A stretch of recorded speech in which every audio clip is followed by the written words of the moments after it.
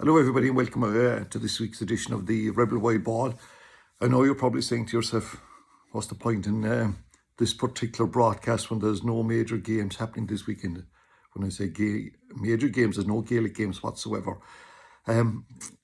Last Monday morning's decision by the GAA to basically cancel everything. I'm not saying it caught people by surprise, because in light of what happened the night before when somebody leaked the letter about the country going to level 5, I think we expected that.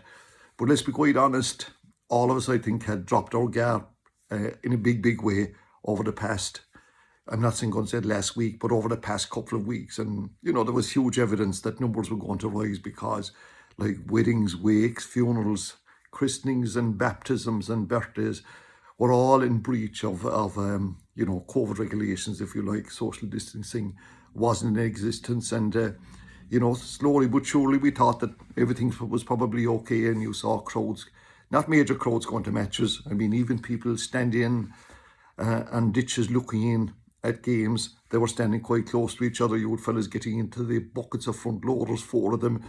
They were hardly an inch apart, not to mind the 2 meters. So the country had slipped, it had dropped its guard, and no, numbers are absolutely spiralling. It's something like 617 cases today. And of course, here in Cork, there was a time when we believed that, you know, it was only happening in Dublin, but all of that has changed, and changed beyond all recognition. So I think a little bit unfair, and you mightn't agree with me, but what happened in the aftermath of Blackrock's historic victory after 18 years in an incredible county final, I think the pictures that appeared on social media, we're not going to condone them or anything like that, but they were only a reflection of what was happening all over the place. And you don't need to tell me to tell you about a number of county winning teams that came back to their parishes, not alone in this county, but in every county of Ireland where this kind of carry-on went on.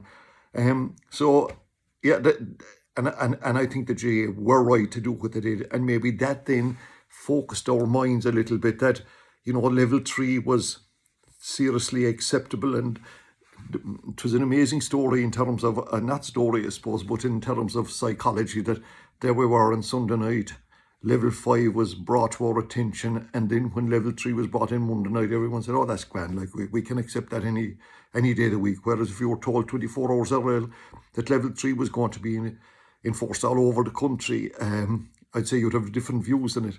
And of course, it's massive for the politicians, and the carry-on that's going on is unbelievable. We have one major politician, and she was caught saying that level 2 was too much for this country a week ago. And then, because there was a little bit of a battle between Leo Varadkar and Tony Holohan, she decided that we should be going to level 5. Incredible stuff goes on.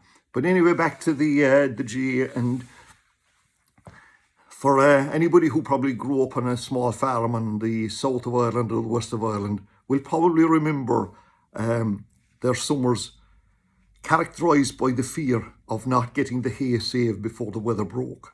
And yeah, I do remember the scenario, and all the fields around, in a lot of the farms, in every field had a name, and it was a really sign of you not being on top of your job if a hay in a certain field decayed, if Morley's three-corner field, if they didn't get their hay saved in time.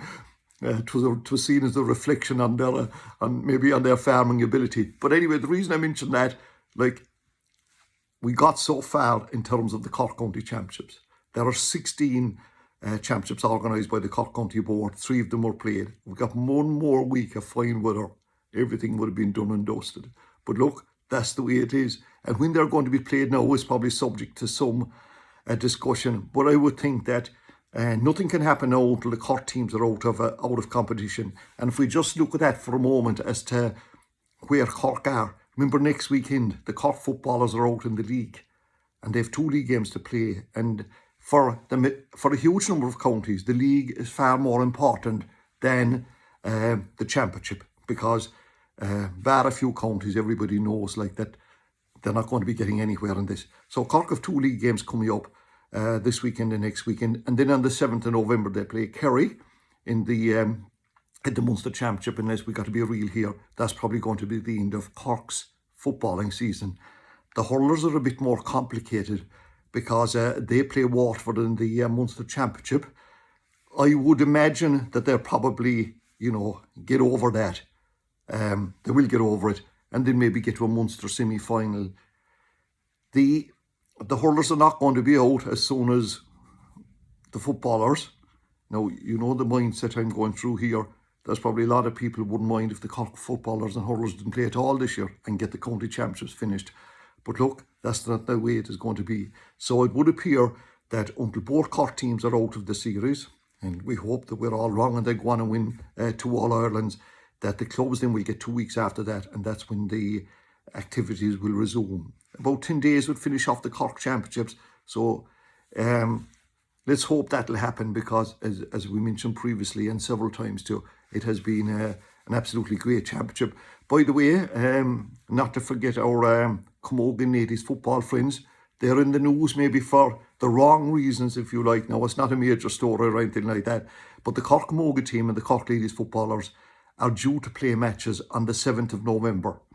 And both of them are playing on the same day. And Cork have, give or take 5 dual players, like people like Hannah Looney, Libby Coppinger, Fiona Keating, Maeve Cahalan, and probably forgetting somebody there.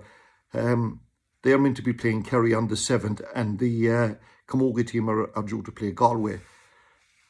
And I know that, you're going to have people on, how is it that this is happening because there's girls' sports? Well, it's basically the Camogie Association is a separate organisation, the ladies' football is a separate organisation, and there are difficulties around dual players. They're not facilitated in the inter-county in hurling and football. Let's get that right as well. So sorry about those things happening on top of the screen there. But anyway, then in terms of the league, you have other counties like, take for example Antrim. I know you're not probably very interested in Antrim here. Antrim league games are far more important. They will win a game in the Munster in the Ulster Championship, but they could win their remaining games of the league, and that may qualify them to get the promotion out of Division 4, which is far more important than in terms of any championship. With the rising numbers, and something, it's amazing the way things are happening here. Those of you probably who have second or third level students in your house will know that you've probably spent a fortune of money getting houses for them, whether it's in Cork City or Limerick. And even though that the colleges knew full well, I won't say full well, but they had a fair idea that everything was going to go online, that message wasn't communicated to the students, or more importantly to the families.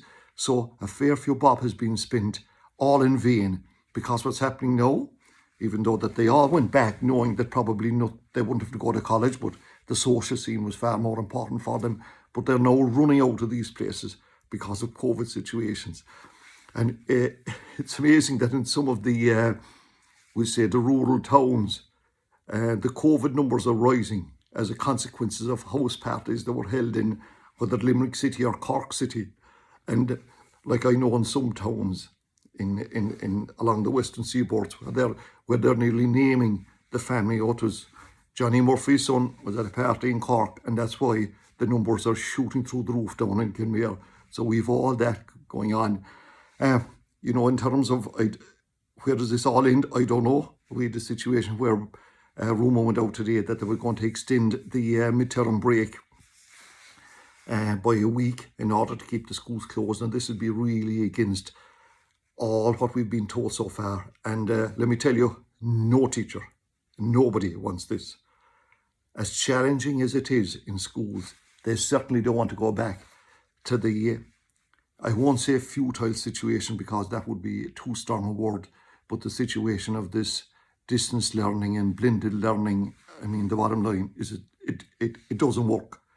And let's hope that doesn't happen. But look, that's for somebody else to decide. I suppose this time last week, when the news broke that Tony Holohan was going back to work, I know that many people in this country hold that man in such esteem, and he was missing them for the past 3 months.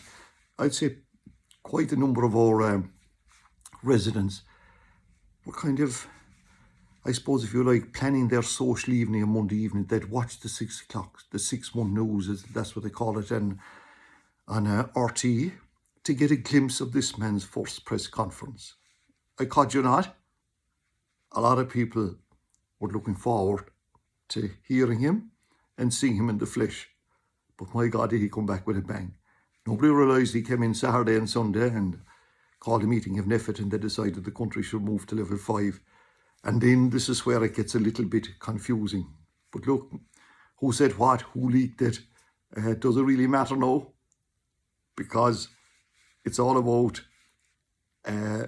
what the advice at this stage is. We've got 2 weeks, and one said to save this country, but to stop these numbers from climbing to such a degree that level 5 would only be the level 5 plus restrictions. I have somebody saying that we'll be level 10 the way we're going on.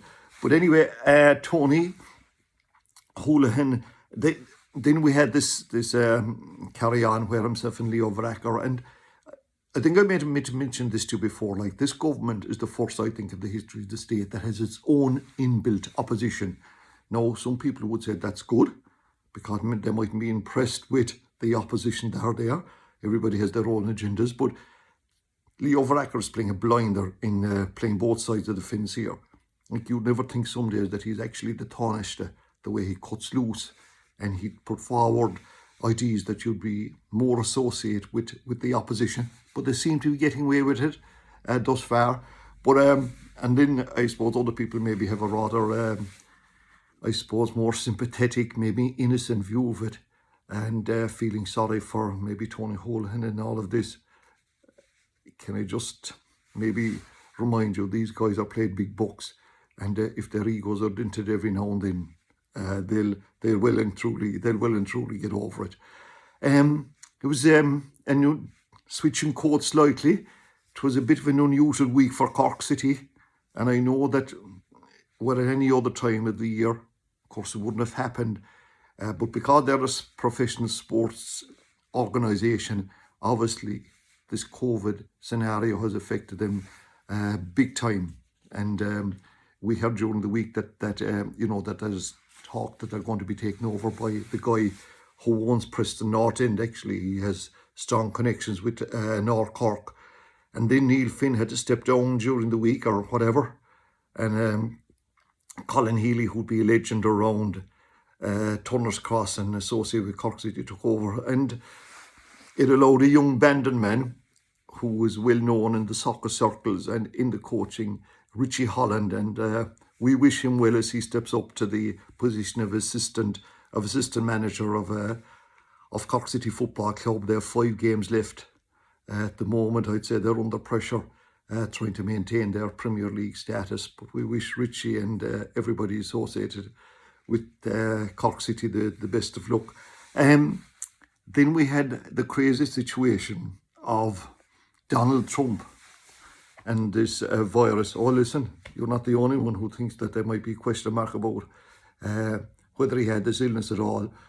I was talking to a medical person during the week who more or less insinuated that everybody, those doctors that he had, you saw the way they stepped out on to give that most of them should be struck off. The disdain they showed for not wearing proper masks and all of that kind of thing, and this ridiculous situation that he had to be put into a hearse and driven around the place, and the poor boy was inside with him. Was there any protection for them? And then he going back into the whole White House. You get the impression that we'd all could do with a shot of this coronavirus if you could recover that easy from it. Believe me, I know from more than enough stories. This is one condition you don't need to get.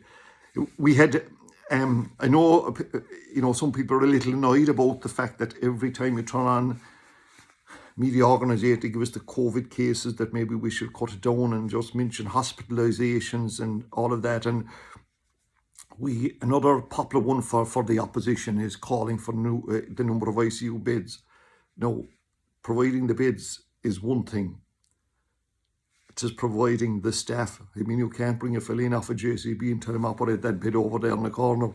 Like, there's a huge number of medical professionals required to operate all of these, and we are where we are. And it's as simple, I suppose, as this, that we need all to get our act together to try and suppress the growth of the virus, and hopefully that, as I said at the start, that we get an opportunity to finish all those county finals in what was an incredible year for club championships.